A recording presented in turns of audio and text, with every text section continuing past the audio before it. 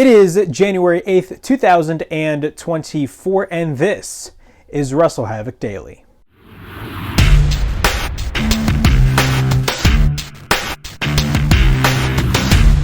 In our first story, we're going to be talking about the Raw television rights. Of course, currently, as we speak right now, the Raw television rights are still up in the air, and we do know WWE wants a huge increase for the rights to Monday Night Raw. According to the Sports Business Journal, they predict that Amazon will be the ones that picks up the television rights for Monday Night Raw.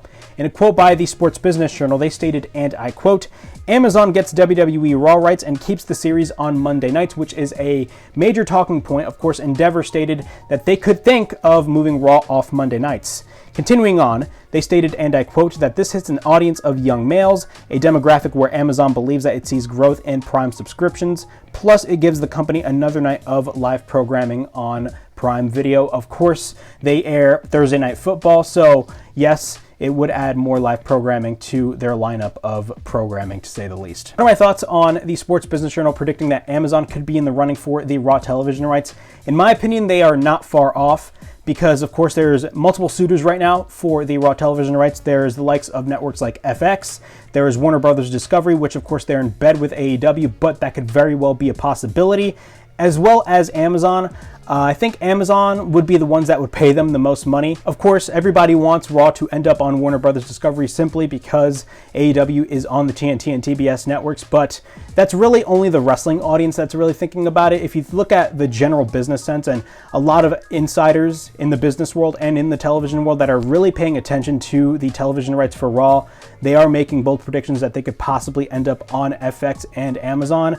I do believe that they could end up on Amazon because if you think about it, Amazon Prime streaming is now the norm nowadays. A lot of people don't really have cable nowadays. You can tell by the viewership. Amazon Prime is a growing subscription service, and if they do add Monday Night Raw to their arsenal, they could definitely add a lot more subscriptions to their service. But we're going to have to wait and see what happens. It's going to be a very, very, very interesting next couple of weeks regarding the nature of the Raw television rights, but we're going to have to wait and see what happens, and those are my thoughts on that. Of course, if you guys have been living under a rock, TNA Wrestling will be making its return this coming Saturday with its Hard to Kill pay-per-view, which is a pay-per-view that I'm definitely going to be watching and I will be covering. I'm definitely excited for that show, and of course, with a rebrand comes new championships. Impact Wrestling, aka TNA, will be unveiling their new championships this week. As well, they actually unveiled both their tag team titles and X Division titles today and yesterday. Yesterday they unveiled the X Division title, and today they unveiled ABC's new TNA World Tag Team titles. Overall thoughts, I think they are great looking designs. The TNA Wrestling logo in the center of the main plate really kind of gives it a sense of uniqueness, in my opinion. I am a big belt fan, and I always loved the classic TNA belts. You know, Dave Milliken, TNA World title, even the Wildcat TNA World title. I loved the X Division title. This new X Division title is absolutely gorgeous, as well as the tag team titles. The tag team titles, of course, have a red strap on it, but nonetheless, I think those belts are absolutely amazing. I cannot wait to see both the Knockouts and the men's world title. It's going to be great stuff. TNA's making some moves, man. TNA is absolutely making some moves, and you love to see it.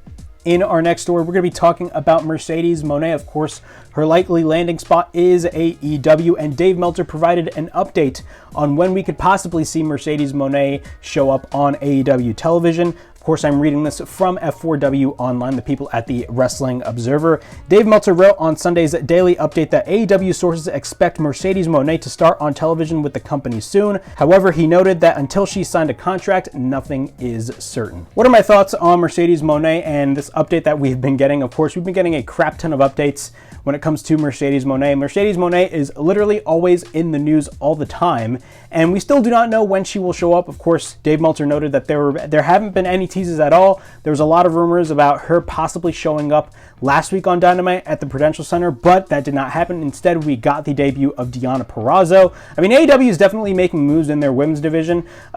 Who's to say maybe Mercedes Moné could show up this Wednesday on Dynamite in Daly's place?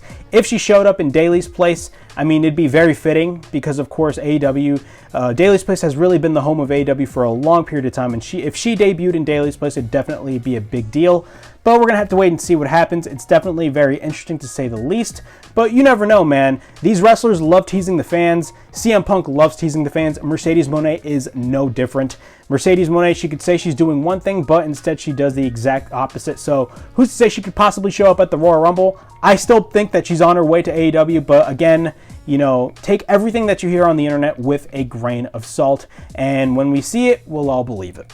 In our next story, we're going to be talking about the Fatal 4-Way match that has been announced at the Royal Rumble. Of course, Roman Reigns will be defending his undisputed title against Randy Orton, AJ Styles, and the megastar himself, LA Knight. Of course, Dave Meltzer explained the 4-way match and how plans were changed as a result of this 4-way match for the Royal Rumble. Dave Meltzer reported on Wrestling Observer Radio that a singles match between Roman Reigns and Orton was the original plan for the Royal Rumble, but there was a concern of Roman Reigns beating Randy Orton this early on in Randy Orton's return.